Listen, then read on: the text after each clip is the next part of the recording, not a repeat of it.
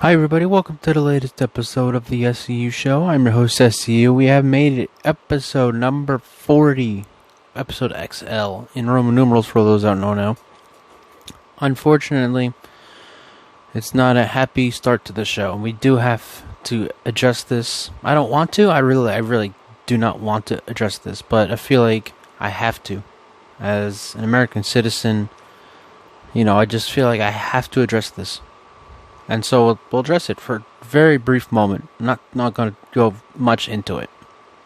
On Memorial Day, we lost Mr. George Floyd of Minneapolis, Minnesota, when a cop had a knee on his neck for 8 minutes and 46 seconds as Floyd screamed out, "I can't breathe," and called out to his mother, who had passed away the year before.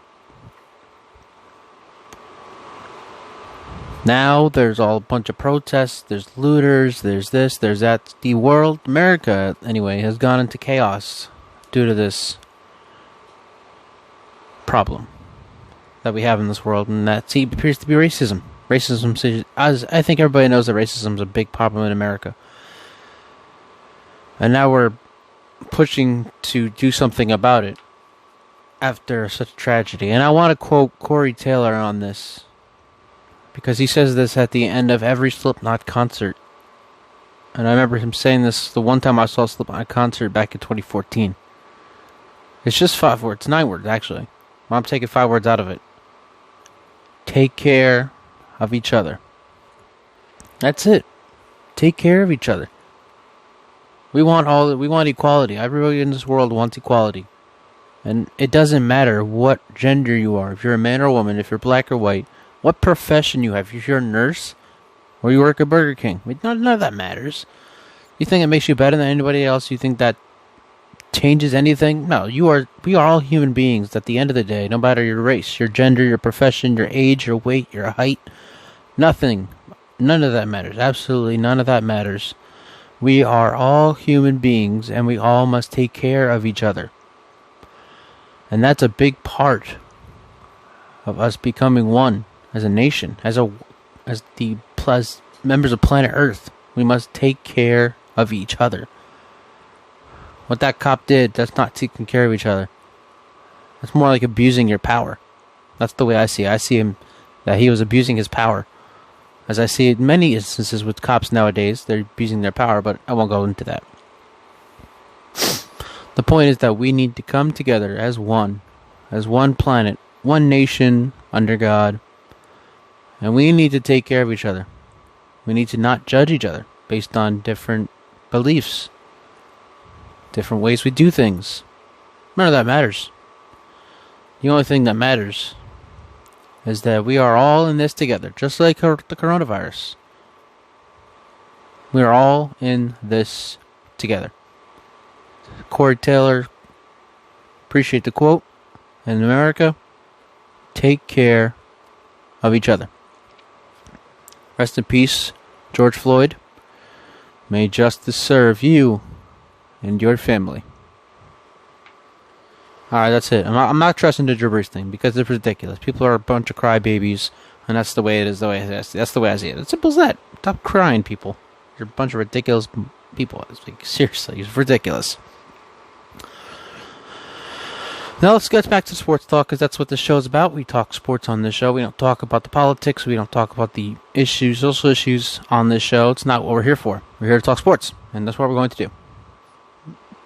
And there was so much stuff just going on last week, outside of George Floyd, outside of Drew Brees, that I had thought about. I'm like, wow. Even yesterday I had something to pop up. I was like, wow, I have to talk about this. So I'm going to talk about it right now. Let's go. The NFL has decided that they're going to have their teams practice in their own facilities. They're not going to have teams go elsewhere. Like Cowboys not going to go Oxnard. Stuff like that. This just proves to me, and should prove to everybody else, that the NFL is the king of all sports. They're like the father figure to all the children of American sports. Don't worry, children. I got this. I'm the dad. I'm going to figure things out. No problem. That's the way the NFL runs. The NBA, they decided to come back yesterday, July 31st through at least October 12th.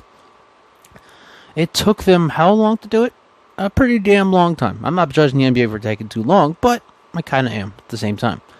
It took too long. They should have figured this out before, but, back and forth, everything, whatever. The NFL, they're like, all right, this is what we're doing. Man, that's that.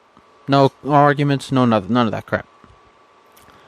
The baseball might not even come back. They're still arguing about things. The one side with the 114-game season, the other side with the 50-game season, they don't know anything. At this point, you might as well just cancel the season, come back next year, same as always. The NHL has a plan, good for them. They don't know when. You should at least know that.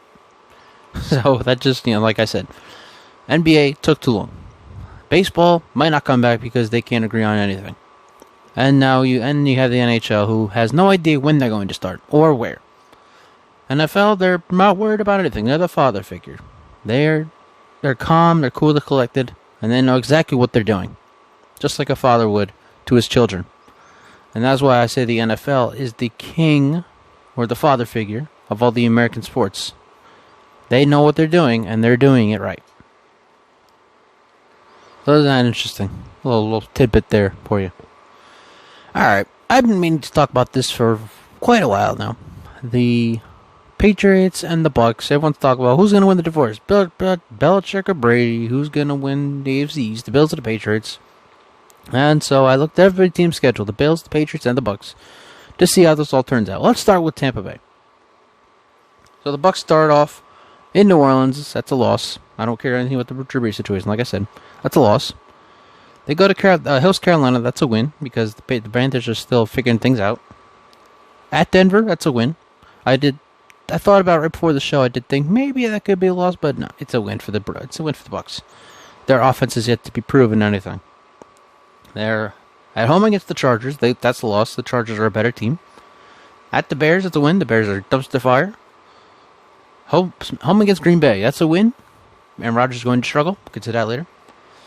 At the Raiders, well, that's a win. The Raiders are a mess. At the Giants, that's a win. Giants, I'm behind the Giants, but I feel like I'm going to be wrong on that. Host the Saints. That's a loss. They get swept by the Saints because the Saints are a better team. At the Panthers, a win. Home against the Rams is a win. Home against the Chiefs is a loss. Home against the Vikings is a loss. At the Falcons, that's a win. Because I believe the Falcons overrated. 10 wins, whatever. At the Lions, it's a win. And then home against Atlanta is a win. That leaves the Bucks at 11-5. So just think about it. Tom Brady's going to go 11-5 this year. How will his former team do, though? Let's go to the New England schedule. Home against the Dolphins. That's an upset loss. Jared Stidham's probably going to start. He'll struggle against the talented defense that has former Patriots with them. At Seattle's a loss. So the Patriots are already going too. But hold on. Home against the Raiders is a win. At the Chiefs is a loss. Home against Denver is a loss. I do think Denver's offense will be better than New England's. And their defense, obviously, very good. Against the Niners, it's a loss. At the Bills, the defense is bad. Not bad. It's not a bad defense, but it's not as good as Denver's, but it's definitely better than Buffalo's offense. They win in Buffalo. At the Jets is a win because the Jets are dumpster fire. Home against Baltimore, lost. The Ravens are going to be the best team in the NFL this year, outside of Kansas City. At the Houston is a loss. That's an upset, I would say. Deshaun Watson he has pretty good. He has like BC receivers, but I still think that would be better than what the Patriots have. Home against Arizona is a win. Now, I do love the Cardinals, but I just don't know. At the Chargers, it's a loss. At the Rams is a win. And at the Dolphins is a win. Home against Buffalo, win. Close out with the home win against the Jets. Patriots are 7-9. There you go. The Bucks will have a better record than the Patriots. Not because, anything else besides... That's not because the Brady's not there. It's because... the Patriots don't have anything to work with on offense. They're going to have a really good defense. Their offense, it's not going to work. Their offense is going to be very lackluster, especially no matter who starts at quarterback. Brian Hoyer, you put in there, you put in Jared Stidham. Who cares? Either way, that's a crappy offense for New England. Now you look at it this side. Who wins the AFC East? The Patriots are going to be 7-9. Do they win the AFC East at 7-9? Let's see. Bills schedule. People are going to laugh at this one. Home against the Jets is a win. At Miami is a win. They upset the Rams at home. At the Raiders is a win. At the Titans is a win. They're already 5-0. Look at that. And that's when things go downhill for Buffalo. Lost at home against Kansas City. Beat the Jets. They're 6-1. Now here he goes. Home against New England's the loss. I already said that. Home against Seattle's a loss. At Arizona, I'm giving Arizona the win, even though that game can end up in a tie, because that's how I felt about when I looked at that game. I was like, wow, that game could be a tie. Host the Chargers, loss. Had the Niners loss. So that's that's 4 losses, 5 losses in a row for the Bills. And then they finally get a win at home against Pittsburgh on Sunday night. At Denver's a loss, though. At New England, loss. And they win at home against Miami. The Bills finished 8-8, one game better than the Patriots to be crowned AFC East champions in 2020. There you go. Nothing against Bill Belichick, but they just lose that one more game. You're 7-9. Bills are 8-8, and that's the way the cookie crumbles when it comes to the Patriots. That's the way it's going to be. That's the way I see it anyway. I see the Bills winning the AFC East this year over the Patriots by just one game. And it's not going to be pretty. I mean, I'm not going to have them losing 5 in a row. New England at home. Seattle at home, at the Cardinals. Home against the Chargers and at the Niners. All losses. That's 5 losses in a row. And it's pretty much 7 of 8 losses. Because after they beat the Steelers, it's a loss in Denver and a loss at New England. It's not pretty, but it's a win for the Bills. I'm sure they'll take the 7th seed or actually the 4th seed because they'll win the division, of course. But that's the way it's the way I see it. That's it. All right, final topic of this show, episode number 40 of the SCU Show, episode XL. Aaron Rodgers obviously is very upset with the Packers. They took Jordan Love first pick, and he's like, "What the hell, man? What's the deal here?" Not only that, but he's also been quoted saying, I'm paraphrasing, he's pretty much not going to finish his career in Green Bay. Okay. But Favre also believes Aaron Rodgers will go elsewhere. Okay. And a few weeks ago I said on the show, I think Rodgers is going to play at least another 2 years in Green Bay, and then maybe, just maybe. Then I got to thinking, what if this year Aaron Rodgers struggles? Imagine that. I said this on an earlier show. Aaron Rodgers has to go up against the cornerbacks in Detroit. They have the rookie Jeff Okudah. They also have another one. I forget his name. I forget who they got.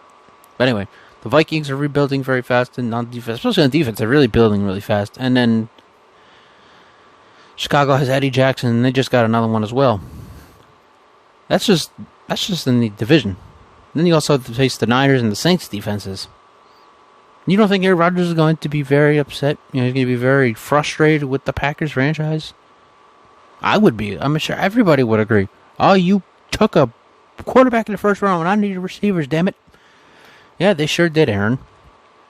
So I'm not saying I wouldn't be surprised, but I can see Aaron Rodgers, maybe a report comes out, Rodgers seeks a trade from the Packers, or hopes to be released by the Packers or something. And if that happens, I'm not saying it will. It's about 50-50 chance at this point, if you ask me. Jordan Love's right there. They just drafted him first round. I'm not, by next season we could see a new quarterback in Green Bay. And I'm not saying there's a part of me that thinks that Jordan Love is not going to be the great guy that everybody thinks he's going to be. But at the same time, just imagine Aaron Rodgers wants out of Green Bay by next season. It's interesting. It's an interesting story, no question. Because Aaron Rodgers is, he has all these records and all this, but now he's going to be frustrated this year, obviously. He led the league in throwaways the last 2 years. Might do that again this year. He has to go up against very tough defenses in his own division. And, Aaron Rodgers, as we've heard, from his family, from other different outlets, Aaron Rodgers is not a friendly guy, I guess you could say. I don't want to say toxic because I don't know anything about Aaron Rodgers like that. Obviously, I don't think anybody else does, besides his family and the teammates. But there's that possibility. Just saying, 50-50 chance. I do believe Aaron Rodgers may, just may, seek a trade or has to be released. And by next year, by 2021, Jordan Love could be the starting quarterback for the Green Bay Packers. Just think about that. And that we are done. I was hoping this would be a longer show, but what are you gonna do? It's that type of week, especially with what just happened with George Floyd. Excuse me. So as I said, America, take care of each other. That's what we must do if we want to see a difference in the world.